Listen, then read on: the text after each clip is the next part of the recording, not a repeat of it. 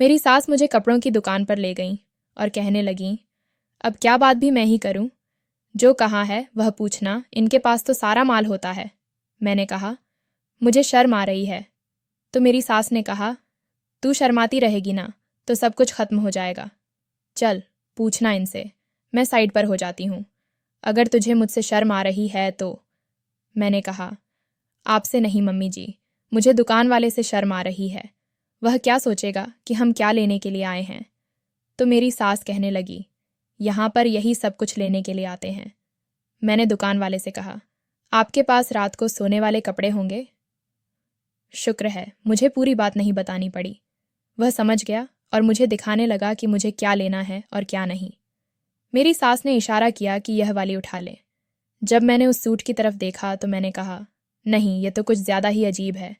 तो वह कहने लगी, जितनी अजीब होगी उतनी ही तुझ पर अच्छी लगेगी। उन्होंने वही वाली चीज़ पैक करवा दी और मुझे कहा, अब तू घर का कोई काम नहीं करेगी, जा अपने कमरे में नहा धोकर तैयार हो जा, खुशबू लगा और यह वाला सूट पहन ले, और मैं अपने बेटे को फ़ोन करके जल्दी बुलाती हूँ ताकि वह घर आए और फिर तेरे कमरे में जाए। जैसे ही वह कमरे में आए तो उसका स्वागत करना और पूछना कि मैं कैसी लग रही हूँ। मुझे बहुत अजीब लग रहा था। हालांकि यह सब कुछ मुझे अपने पति के सामने ही करना था, लेकिन फिर भी मुझे बहुत शर्म आ रही थी, क्योंकि मेरा मेरे पति के साथ इस तरह का रिश्ता ही नहीं था। वह मेरी तरफ देखता ही नहीं था, न ही उसने कभी मुझसे प्रेम जताया, न ही कहा कि तुम अच्छी लग रही हो, प्यारी लग रही हो, मेरी पत्नी हो। बस वही इसी तरह का था। फिर भी मैं अपनी सास के कहने पर तैयार हो गई। मेरी सास अच्छी थी, जो मुझे मेरे पति के करीब करने की कोशिश कर रही थी।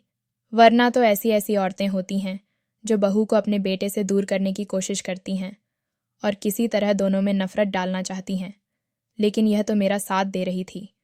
वह कहते हैं ना कि जिसको ससुराल अच्छा मिलता है उसको पति अच्छा नहीं मिलता, और जिसको पति अच्छा मिलता है उसको ससुराल अच्छा नहीं मिलता। मेरा ससुराल तो बहुत अच्छा था, लेकिन मेरा पति इस तरह का था। खैर, मैं तैयार हो गई और मैंने अपने आप को देखा। वैसे मैं अच्छी लग रही थी। वज़न तो मेरा ज़्यादा था, लेकिन फिर भी मैं बहुत प्यारी लग रही थी। तभी मेरा पति कमरे में दाखिल हुआ तो मैं थोड़ी शर्मा गई। जब उसने मुझे देखा तो उसने कहा, ये क्या हुलिया बना रखा है? मैंने कहा, मैं कैसी लग रही हूँ?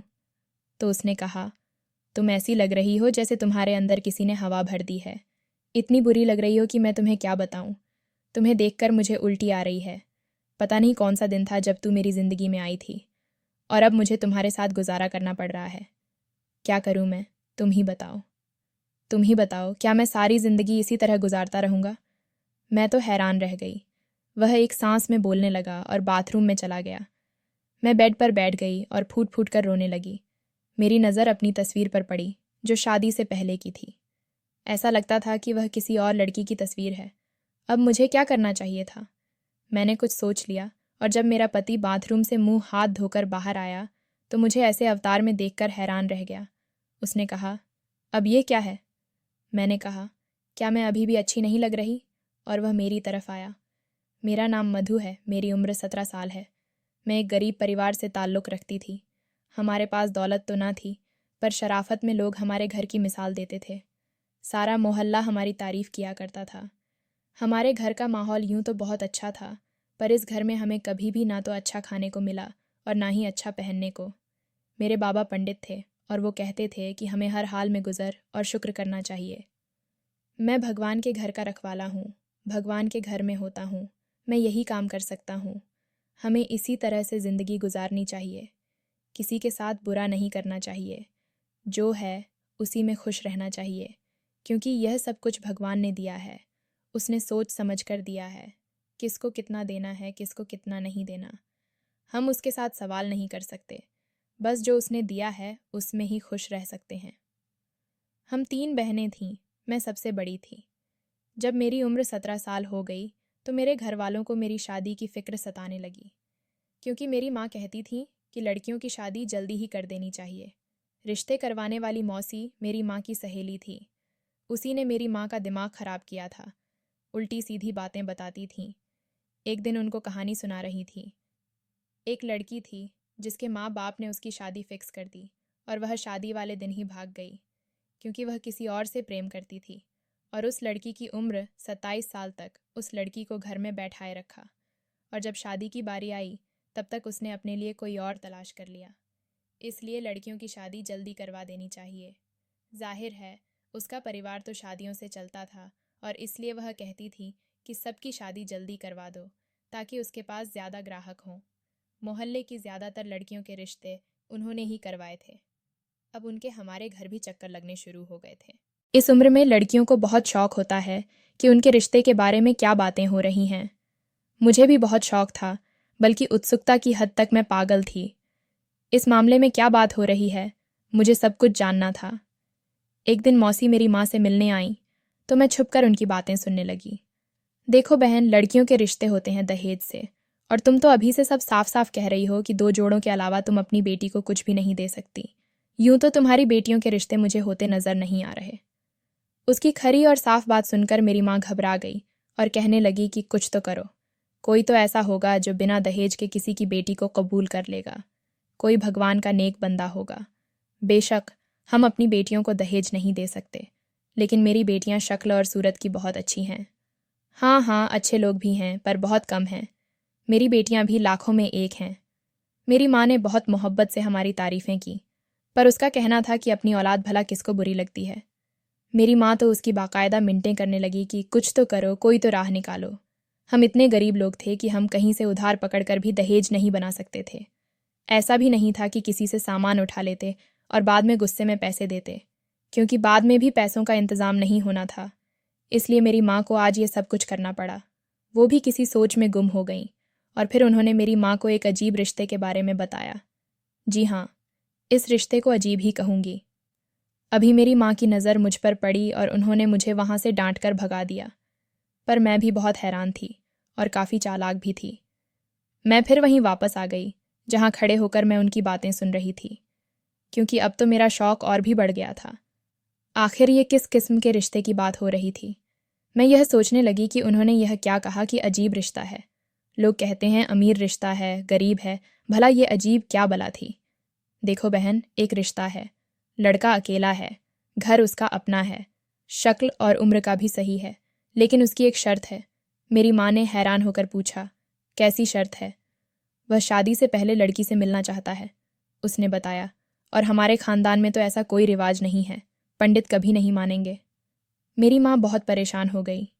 मेरे बाबा यूं तो अच्छे इंसान थे, लेकिन वो हमेशा अपनी बात मनवाते थे और उनको गलत बातों से सख्त नफरत थी। वो इस बात के लिए कभी इजाज़त नहीं देते कि लड़का शादी से पहले मुझे देखने आता। मौसी के चेहरे पर मुस्कुराहट बिखर गई और उन्होंने मेरी माँ के कान में कोई बात करना शुरू कर दी, जिसको मैं सुन नहीं सकती थी। मेरी माँ हैरान नज़र आने लगीं, लेकिन अब वो बेचैन लग रही थीं।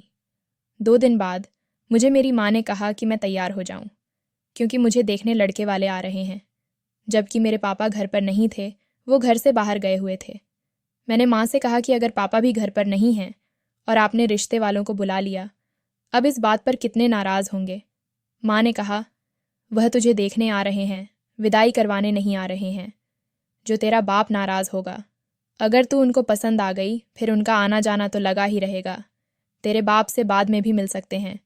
वैसे भी तेरा बाप कौन सा कोई ऐसा आदमी है जिसको कोई नहीं जानता। बड़े वाले मंदिर का पुजारी है, सब उसे जानते हैं।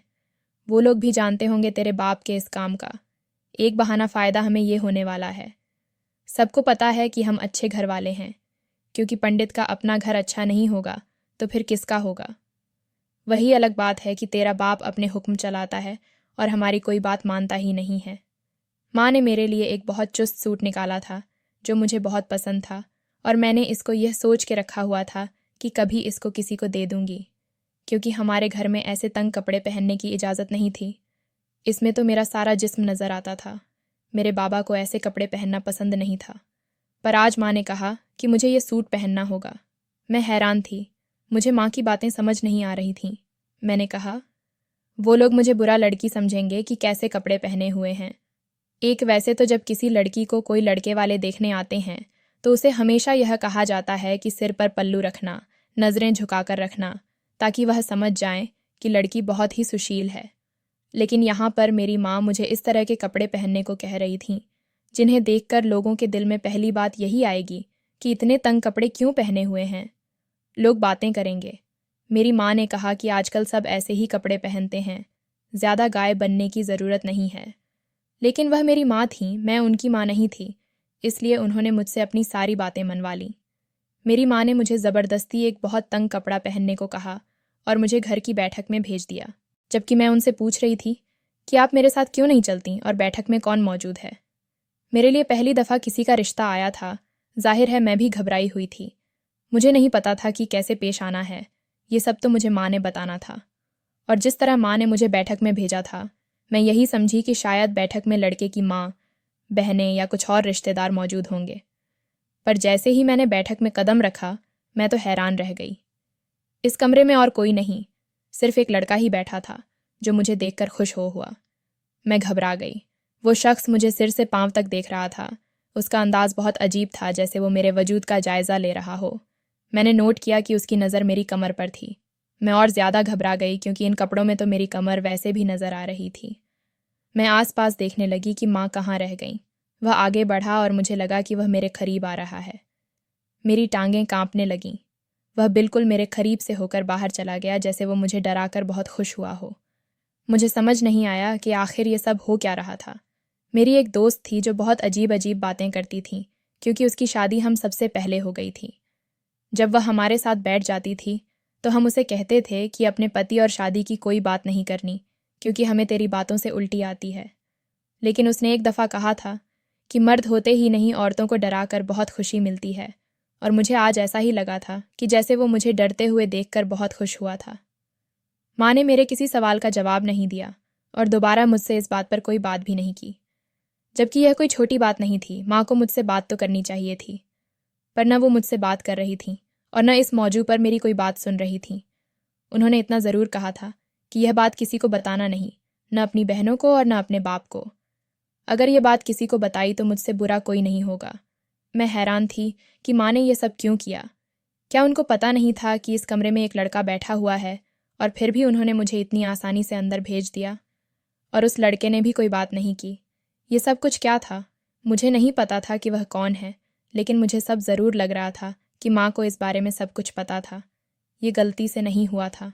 हमारे घर की बैठक का दरवाज़ा वैसे भी बाहर खुलता था, लेकिन ऐसे कोई किसी के घर में आकर थोड़ी न बैठ जाता है। लेकिन एक बात तो तय थी कि माँ किसी बात पर खुश बहुत थीं। मुझे कहने लगी कि अच्छी बात है कि हमारे घर में खाना पीना कम है, इसीलिए तो लड़कियाँ अभी भी लड़कियाँ ही लगती हैं। मैंने कहा, जो क्या मतलब लड़कियाँ नहीं लगेंगी तो क्या लगेंगी, जाने लगीं तो नहीं। जिन घरों में खाना पीना ज़्यादा होता है वहाँ पर लड़कियाँ मोटी हो जाती हैं और अपनी उम्र से ज़्यादा लगती हैं। मैंने कहा कि आपने आज तक तो कोई ऐसी बात नहीं की, फिर आपको अब ये ख्याल कैसे आ गया? वैसे भी हम लोग तो मोटे नहीं हैं। वह कहने लगीं कि हाँ, इसीलिए तो कह रही हूँ। जब मेरे बाबा घर आ गए तो कुछ दिन बाद मेरे लिए एक रिश्ता आया। कुछ औरतें आईं और बिना मुझे ठीक से देखे ही हाँ बोल दिया। मेरे पापा भी मान गए, और जब मुझे लड़के की तस्वीर दिखाई तो मैं हैरान रह गई। ये तो वही लड़का था जो उस दिन बैठक में मौजूद था। मेरी शादी तय हो गई और लड़के की ख्वाहिश थी कि शादी सादगी से हो। मेरे पापा के भी हालात बहुत ख़राब थे और मुझे भी ऐसा कोई अरमान नहीं था, इसलिए 2 हफ्ते बाद ही मेरी शादी आकाश नाम के लड़के से कर दी गई। पहले दिन से ही उसका रवैया मेरे साथ काफ़ी अजीब था। उसने मुझे शादी की रात ही कह डाला कि मैं खूबसूरत तो बहुत हूँ, पर खूबसूरत ही रहूँ तो अच्छा है। उसकी इस अजीब बात की मुझे समझ नहीं आई। पहली रात तो बड़ी ख़ास होती है। दूल्हा दुल्हन एक दूसरे से सिर्फ अच्छी बातें ही करते हैं। इस तरह से कोई बात नहीं करता कि हाँ तो अच्छे तो हो, लेकिन अच्छे ही रहो तो ठीक है। मैंने तो उसको ऐसा नहीं कहा कि पैसे तो तुम ठीक कमा लेते हो, लेकिन ठीक ही कमाओ तो ठीक है, वरना मुश्किल हो जाएगी। फिर वो ऐसे बात क्यों कर रहा था? उसकी एक बात नहीं मेरे दिमाग में जगह बना ली थी। मैं बार बार यही सोच रही थी कि उसने ऐसा क्यों कहा। फिर मैंने आखिरकार खुद को समझाया कि शायद उसे किसी ने कहा हो कि पत्नी से ऐसे बात करना कि वह तुमसे डर जाए, क्योंकि यह वैसे भी मुझे डराकर खुश हो रहा था। 1-2 दिन बाद उसने मुझे अपने पास बिठाया और मुझे देखकर कहा कि आज मेरी बात गौर से सुन लो। तुम्हें इस बात पर हमेशा मानना है। तुम जब तक इस घर में हो तुम्हें लगातार डाइट करना होगा ताकि तुम मोटी ना हो जाओ, क्योंकि मुझे मोटापे से बहुत नफरत है। उसने बहुत सुकून से सीधी सी बात कर दी। मैंने उसे कहा कि देखिए, औरतें शादी के बाद थोड़ी बहुत मोटी हो जाती हैं। उसने कहा कि क्यों मोटी हो जाती हैं? शादी के बाद क्या उनकी भूख बढ़ जाती है? मैंने कहा कि नहीं, वह बच्चों की वजह से। उसने कहा कि बच्चों को तुम अभी छोड़ दो, वह एक अलग बात है। मुझे उसके सामने बात करके ऐसा लगता था जैसे मैं कोई नालायक स्टूडेंट हूँ और वह मेरे कॉलेज का प्रिंसिपल है। मैंने कहा कि नहीं, वह कभी कभी वैसे भी हो जाता है। लोग कहते हैं कि शादी रात आ गई है। वह कहने लगा कि तुम सुनी सुनाई बातें नहीं करो। जो मैं तुम्हें कह रहा हूँ बस अपने दिमाग में रखो। मुझे लगा वो मजाक कर रहा है, पर वो बेहद संजीदा था। उसने बाकायदा एक डाइटिंग लिस्ट बना दी और उसे दीवार पर चिपका दिया और काम करने वाली को सीधा कह दिया कि अगर यह कुछ और खाएगी तो मैं तुम्हें नौकरी से निकाल दूंगा। तुम इसके लिए इस लिस्ट के अलावा कोई चीज़ नहीं बना सकती, और वह भी कम कम। ये नहीं कि प्लेट भर के दे दो, वरना तुम्हारी नौकरी गई।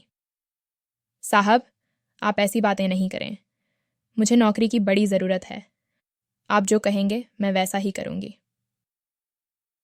दो मुझे इस घर में अपनी मर्जी का कुछ भी खाने की आज़ादी नहीं थी। न तली हुई चीज़ें, न मिठाई, न नमकीन, न चावल। मुझे समझ नहीं आता था कि अमीर घराने में शादी करने का क्या फ़ायदा जब मुझे यहाँ भी पेट भरकर खाना नहीं मिल सकता था। मैं बहुत परेशान थी, बल्कि इससे अच्छा तो मैं अपने घर में खाया करती थी। अब तो मुझे और भी ज़्यादा भूख लगती थी और मैं खाने की तलाश में रहती थी। जब इंसान खाता रहता है तो उसकी भूख नियंत्रित रहती है, लेकिन जब वह अचानक से खाना छोड़ देगा तो वह भूख उसके सर पर सवार हो जाती है। फिर वह कुछ भी उठाकर खाने लगता है। शायद यह इंसान की फितरत है कि उसे जिस काम से रोका जाए वही काम करने में लग जाता है। एक दिन मैंने फ्रिज में केक रखा देखा तो मेरा दिल ललचा गया और मुझसे रहा नहीं गया। मैंने सोचा कि एक बार खाने से मैं मोटी थोड़ी हो जाऊंगी, इसमें कौन सी कयामत आ जाएगी। और ठीक उसी वक्त आकाश ने मुझे देख लिया।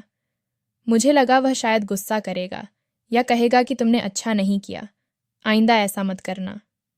लेकिन वह तो हाथापाई पर उतर आया। उसने मुझ पर थप्पड़ों की बरसात कर दी, जैसे मुझे सांस भी लेने ना दिया। मना किया था मैंने तुझे, पहले दिन ही मना किया था।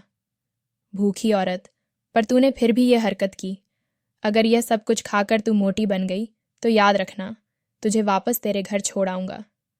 फिर इस घर में तेरी कोई जगह नहीं होगी। जब मैंने तुझे इस काम से मना किया तो फिर तूने यह क्यों किया? तू मेरे साथ जिद लगा रही है, चाहती क्या है? बता, क्या चाहती है? उसने मुझे बहुत मारा। अब मुझे समझ आया कि उस दिन वह हमारे घर क्यों आया था। वह शादी से पहले मुझे देखना चाहता था कि कहीं मैं मोटी तो नहीं हूँ, और मेरी अपनी माँ ने मुझे ऐसे शख्स के हवाले कर दिया सिर्फ इसलिए कि उसने उनसे दहेज नहीं मांगा था। तभी तो मेरी माँ ने मुझे वो कपड़े दिए थे जो मुझे सबसे ज़्यादा टाइट थे, ताकि मैं दुबली पतली लगूं। मैं मोटी पहले भी नहीं थी। मेरी माँ ने जानबूझकर यह सब कुछ किया था। उस दिन के बाद से उसने फ्रिज और किचन में लगी अलमारियों को भी ताला लगाना शुरू कर दिया था। वह उतनी ही चीज़ें निकाल कर ले जाता जितनी की मुझे ज़रूरत होती थी, और बाकी सारी चीज़ों को ताला लगाकर चला जाता। चाबी उसी के पास होती थी। अपनी मर्जी से कुछ चुरा कर भी नहीं खा सकती थी। वह तो मुझे मेरे घर भी नहीं छोड़ता था कि कहीं मैं अपने घर में कुछ ना खा लूँ। मेरी ज़िंदगी तो बर्बाद हो गई थी। पर भगवान के घर देर है अंधेर नहीं। जब मुझे यह खबर मिली कि मैं माँ बनने वाली हूँ तो मैं बहुत खुश थी। मुझे लगा कि अब तो मुझे पेट भर खाने को मिलेगा, क्योंकि एक गर्भवती औरत के लिए खाना बहुत ज़रूरी होता है। उसे तो एक आम इंसान से ज़्यादा खाना चाहिए। पर उसने मुझे 9 माह भी डाइट पर रखा। उसने मुझे कभी भी कुछ भी पेट भरकर खाने नहीं दिया। मैं हर वक्त रोती रहती थी। ये बात किसी को बताती तो वह कहता कि चलो अच्छी बात है, इस तरह तुम हमेशा पतली रहोगी। लड़कियों को स्मार्ट ही रहना चाहिए। कोई मेरा हाल नहीं जानता था। कभी कभी मेरी सास को मुझ पर रहम आ जाता तो वह मुझे कुछ मीठा खिला देती थी। कितनी अजीब बात है कि सास को बहू पर रहम आ जाता था, पर पति को नहीं। यह 9 माह मैंने किस तरह गुजारे मैं ही जानती थी। भगवान ने मुझे बेटे दिया और मुझे खून की कमी हो गई, और बेटे की पैदाइश के 1 माह बाद ही मेरा वज़न बढ़ने लगा। देखते ही देखते मैं 46 किलो से 46 किलो की हो गई। कोई भी डाइट, दवा या एक्सरसाइज मेरे बढ़ते हुए वज़न को रोक न सकी। पर मैं खुद हैरान थी कि मेरे साथ यह सब कुछ क्या हो रहा था, क्योंकि शादी से पहले तो मेरा वज़न सिर्फ 45 किलो ही था, और अब अचानक से मेरा वज़न इतना ज़्यादा बढ़ रहा था, जबकि मैं तो खाना भी नहीं खाती थी। शायद यह सब कुछ टेंशन की वजह से हो रहा था। वह मुझे डॉक्टर के पास ले गया।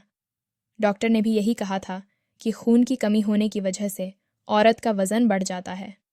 हमारे ख़ानदान में एक लड़की थोड़ी पढ़ी लिखी थी।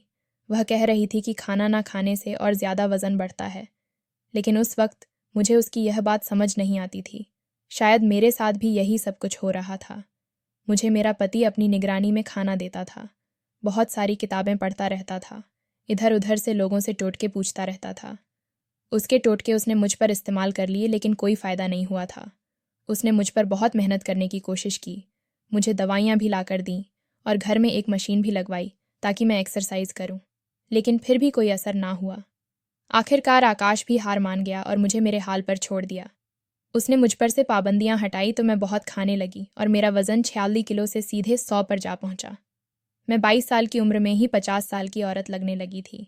अब तो आकाश मेरी तरफ देखता भी नहीं था, ना मुझसे बात करता, ना मेरा ख्याल रखता था, जैसे उसे मुझसे नफरत हो गई थी। अब तो उस पर किसी बात का भी असर ना होता था। पहले भी मेरे दिन रोते हुए ही गुजरते थे और अब भी मैं रोती रहती थी, पर मेरे प्रॉब्लम का हल किसी के पास भी नहीं था। उसने जब हथियार फेंक दिया और कहा कि मैं तुम्हारे लिए कुछ नहीं कर सकता, तो मैंने और खाना खाया। इतना खाना खाया कि मैंने 1 महीने में ही 20 किलो वज़न बढ़ा लिया। वह सारी चीज़ें वह मुझे खाने नहीं देता था, मैंने जी भरकर खाई। मेरे पास नहीं था, उसने मुझे नहीं रोका और मैं भी लगी रही। मुझे भी गुस्सा था, तकलीफ़ थी। इतने वक्त तक उसने मुझे इन सारी चीज़ों से दूर रखा जो मुझे पसंद थी। अगर वह मुझे एक सामान्य ज़िंदगी गुजरने देते तो शायद सब कुछ सामान्य ही होता, लेकिन मेरी ज़िंदगी सामान्य कहाँ से। इसलिए जो मेरे साथ हुआ वह भी बहुत बुरा था। मैंने 2-3 महीने के अंदर ही 50 किलो से ज़्यादा वज़न चढ़ा लिया था। वह खुद तो दुबला पतला था। एक दिन मुझ पर एक और क़यामत टूट पड़ी जब वह दूसरी पत्नी ब्याह के लिए आया। मेरी सास मेरी तरफदारी तो नहीं करती थी, लेकिन उन्होंने कभी भी अपने बेटे को यह नहीं कहा था कि वह दूसरी शादी कर ले। मेरी सास ने भी गुस्सा किया। उसने कहा, किसको उठाकर ले आया है? यही मिली थी शादी करने के लिए। मेरी सास बोल रही थी कि मेरे पति ने उन्हें खामोश करवा दिया और कहा, खबरदार जो किसी ने मेरी पत्नी को कुछ कहा। 3. ये मेरी पत्नी है, लेकिन मेरे होते हुए दूसरी शादी कैसे कर सकता था? उसने कहा। रीति रिवाजों के हिसाब से मैं उसको अपनी पत्नी बनाकर लाया, और वैसे भी कोई नहीं जानता कि इस घर में क्या हो रहा है। मैंने कौन सा इस खबर पर कोई वीडियो बनानी है जो सबको पता चल जाएगा। बस मेरी पत्नी है, मेरे घर में रहेगी। और अगर तुमने ज़्यादा कोई बात करने की कोशिश की या किसी ने कहा कि तुम एक वक्त में सिर्फ एक ही पत्नी रख सकते हो, तो मैं तुम्हें छोड़ दूंगा, लेकिन उसको नहीं। तुम जैसी हाथी औरत होती है जो अपने आप को इतना बुरा बना लेती है कि पति दूसरी औरतों के पीछे जाते हैं और फिर वह कहते हैं कि मेरा पति मेरे पास नहीं बैठता। अरे तुम्हें जैसी मोटी औरत के साथ कौन रखेगा? अपने आप को पतली रखा होता तो मुझे यह सब कुछ करने का मौका ही नहीं था। मैंने कहा था, तुम्हारी मदद भी की थी, तुम्हारा ख्याल भी रखा था, नज़र भी रखता था, कोई निगरानी में तुम्हें सब कुछ खिलाता था, लेकिन फिर भी तुमने क्या किया? जब से मेरा वज़न बहुत ज़्यादा बढ़ गया था, मेरा पति मेरी तरफ देखता भी नहीं था। यानी कि शादी करने से तकरीबन महीना पहले उसने मुझे बिल्कुल ऐसे कर दिया था जैसे मैं इस घर में हूँ भी नहीं। मेरी सास ने भी मेरी मदद की। मुझे अच्छे अच्छे कपड़े पहन के रात को उसके सामने भेजने की कोशिश की। कहा, तुझे अच्छे से नाइट सूट पहनकर उसका इस्तेमाल करना। सब कुछ किया, लेकिन मेरे पति ने मेरी तरफ आंख उठाकर भी नहीं देखा। मैं पहले तो बोतल बनी खड़ी थी, लेकिन अब मेरा ज़ब्त जवाब दे गया था। मैं आगे बढ़ी और मैंने अपने पति को बातें सुनाना शुरू कर दी। मैं तो हैरान ही रह गई। ये कौन है? ये सिला दिया तुमने मुझे मेरी वफ़ा का। सोचा भी नहीं था कि आप ऐसा करेंगे। अपने बेटे के बारे में भी नहीं सोचा, किसको ले आए? तो क्या सारी ज़िंदगी तेरे साथ गुजार देता? तू मेरी पत्नी कम और मेरी माँ ज़्यादा लगती है। शर्म आती है मुझे तेरे साथ बाहर जाते हुए। शराफत है मेरी कि मैं तुझे तलाक नहीं दे रहा हूँ। ना कोई तुझे रोकेगा, जो मर्जी कर। उसने अपनी दुल्हन का हाथ थामा और वहाँ से चला गया। उस लड़की के चेहरे पर मैंने मुस्कुराहट देखी थी। वो लड़की मुझे बहुत चालाक लग रही थी, और अब क्या हो सकता था? मैं रोती ही रह गई और अपने घर चली आई। सब ने मुझे समझाया कि मैं वापस चली जाऊं, पर अब मैं वापस जाने से इनकार कर गई थी। मैंने अपनी माँ को उस दिन कहा, अगर आपने उस दिन मेरे साथ ये ना किया होता तो शायद आज मेरी ज़िंदगी अलग होती। और वो भी क्या कर सकती थीं? उनको क्या मालूम था कि इस तरह का इंसान निकलेगा। मेरे घर वालों के हालात अच्छे नहीं थे। मैं उन पर बोझ नहीं बनना चाहती थी, इसलिए मैंने एक पर्स बनाने वाली फैक्ट्री में काम करना शुरू कर दिया। काम बहुत मुश्किल का था। मुझे 12 घंटे तक भट्टी के सामने खड़ा रहना पड़ता था। बेटा भी था साथ, इसलिए सरतोड़ मेहनत करती रही। 2 साल का अरसा गुजर गया। इस मुश्किल काम ने मेरा 40 किलो वज़न कम कर दिया था, क्योंकि गरम भट्टी के सामने खड़ा होना कोई आसान काम नहीं था। अब मैं 60 किलो पर आई थी और पहले से बहुत बेहतर लगती थी। मुझे अपने वजूद से पहले दिन से कोई मसला नहीं था, मैं तो बहुत खुश रहती थी। अब मैं अपनी ज़िंदगी जी रही थी। अब भी मैं आकाश के साथ रिश्ते में थी, पर वो तो मुझे कभी लेने नहीं आया, ना ही उसने कभी कॉल की, और उस शख्स से मुझे ऐसी कोई उम्मीद भी नहीं थी। पर एक दिन मेरी आंखों ने कुछ देखा। ये मोहल्ले की गली थी। आकाश किराने की दुकान पर खड़ा सामान ले रहा था। मैं तो उसे देखकर हैरान ही रह गई।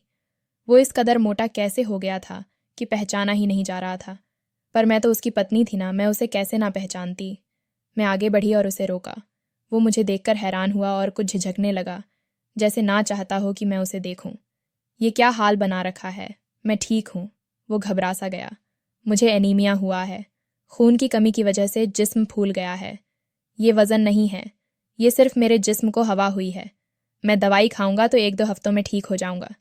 तुम मेरी फिक्र मत करो। उसने मुझसे नज़रें चुराते हुए कहा। क्या? कब? कैसे? मैं हैरान थी। मैं ठीक हो जाऊंगा, तुम मेरी फिक्र मत करो। वो बहुत घबराया हुआ लग रहा था। मुझसे नज़र भी नहीं मिला रहा था और वहाँ से चला गया, मतलब भाग गया था। मेरा बेटा मुझे बुलाने के लिए आया था। उसने दूर से आकाश को देख लिया। उसने मुझसे पूछा, ये कौन था? तो मेरी हैरानी और भी बढ़ गई। क्या मेरे बेटे ने अपने बाप को नहीं पहचाना? मैंने कहा, ये तुम्हारे पापा थे। तो वो हंस दिया और कहने लगा, इतने मोटे। मैंने उसे मना किया कि ये नहीं कहते। कुछ दिन बाद मुझे मेरे पति की कॉल आई और उसने कहा, मुझे आज तुम्हें एक बात बतानी है। जिस लड़की से मैंने शादी की, मैं उससे मोहब्बत करता था, लेकिन मेरी माँ मेरी शादी उससे करवाना नहीं चाहती थी, क्योंकि उसकी माँ और बहन स्टेज ड्रामों में काम करती थीं। लड़की खुद तो नहीं करती थी, लेकिन मेरी माँ कहती थी कि ये कंजरी है, हमने कंजरों के घर से रिश्ता नहीं लेना है। लेकिन मैं इसको बहुत पसंद करता था, इसीलिए मैंने जानबूझकर तुम्हें खाने में ऐसी दवाएं मिलाकर दी जिससे तुम्हारा वज़न बहुत बढ़ जाए, और फिर मैं ये बहाना कर सकूं कि तुम बहुत मोटी हो गई हो और मैं तुमसे रिश्ता नहीं रखना चाहता, तुम्हारी साथ नहीं रहना चाहता। इसीलिए मैंने तुम्हें जानबूझकर ऐसी दवाई दी थी। मैंने तुम्हें तलाक नहीं दी थी, क्योंकि पहले ही मैं तुम्हारे साथ जुल्म कर चुका था, लेकिन ये सब कुछ मैंने अपनी बात मनवाने के लिए किया था। मेरी माँ कभी भी मेरी शादी उस लड़की से ना करवाती। उन्होंने तुम्हें पसंद किया था। मुझे मोटापे से हमेशा से ही नफरत थी और वो बहुत ज़्यादा खूबसूरत, दुबली पतली थी, इसलिए मुझे अच्छी लगती थी। मुझे पता है कि मेरे बिना तुमने ज़िंदगी बहुत मुश्किल से गुजारी है और मैं इसका हकदार तो नहीं हूँ, पर भगवान के लिए तुम मेरी ज़िंदगी में वापस आ जाओ। अब तुम्हारा जो भी फैसला होगा मुझे मंजूर होगा। मैं हैरान रह गई कि मेरे पति ने मेरे साथ ये सब कुछ किया था। मुझे तो यकीन ही नहीं हो रहा था। वो बार बार कॉल करता था, लेकिन मैं जवाब नहीं देती थी, क्योंकि मुझे समझ में नहीं आ रहा था कि मैं क्या करूं। वो अपने की पर शर्मिंदा था, तो क्या मैं उसको माफ़ कर देती? मैंने अपना फ़ोन ही बंद कर दिया और उसने मौसी के हाथों मेरे लिए एक पैगाम भिजवाया था कि मैं उसे माफ़ कर दूं और वापस आ जाऊं। उसकी दूसरी पत्नी उसे छोड़कर जा चुकी थी। उसने जुड़वा बेटियां पैदा की थीं और वो बेटियां भी अपने साथ ले गई थीं। बल्कि उसने अपनी बेटियों का खर्च लिखवाया था और आकाश उसको खर्च भी दे रहा था। उसका कहना था कि वो इस जैसे मोटे इंसान के साथ नहीं रहना चाहती, जबकि खुद बहुत हसीन लगती है। एक मोटे पति को वो कबूल नहीं कर सकती। आकाश अपने की पर बहुत शर्मिंदा था। मैं खुद पर हुए जुल्म याद करती तो कभी भी वापस ना जाती। एक शख्स ने मुझसे शादी सिर्फ मेरी खूबसूरती देखकर की थी। ये तो बहुत ही बुरी बात थी, और मैं एक बेटे की माँ थी, इसलिए अपनी औलाद के बारे में सोचकर मैंने आकाश को माफ़ कर दिया और वापस चली आई। घर आई तो मुझे एक खुशगवार पति मिला।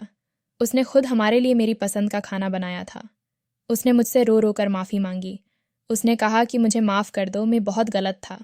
मैं समझा था कि सिर्फ बाहरी खूबसूरती ही सब कुछ होती है, पर मैं गलत था। जो मैंने तुम्हारे साथ किया वो किसी जुल्म से कम नहीं था, और वही जुल्म किस्मत ने मेरे साथ कर डाला। और अब मैं बदल गया हूँ, हो सके तो मुझे माफ़ कर दो। आकाश ने रोकर हाथ जोड़कर कहा था। मैं भी रोने लगी और उसे माफ़ कर दिया। अब वो वाकई बदल गया था। अब हम नॉर्मल लोगों की तरह रहते थे। मैं उसका बहुत ख्याल रखती थी और वो ठीक हो रहा था। मैंने अपनी ज़िंदगी की कहानी से यही सीखा कि मोहब्बत कभी भी सूरत से नहीं होती है, और जिसको सूरत से हो जाए वो मोहब्बत नहीं होती है। दोस्तों, वीडियो कैसा लगा कमेंट करके ज़रूर बताएं। वीडियो को लाइक और चैनल को सब्सक्राइब ज़रूर करें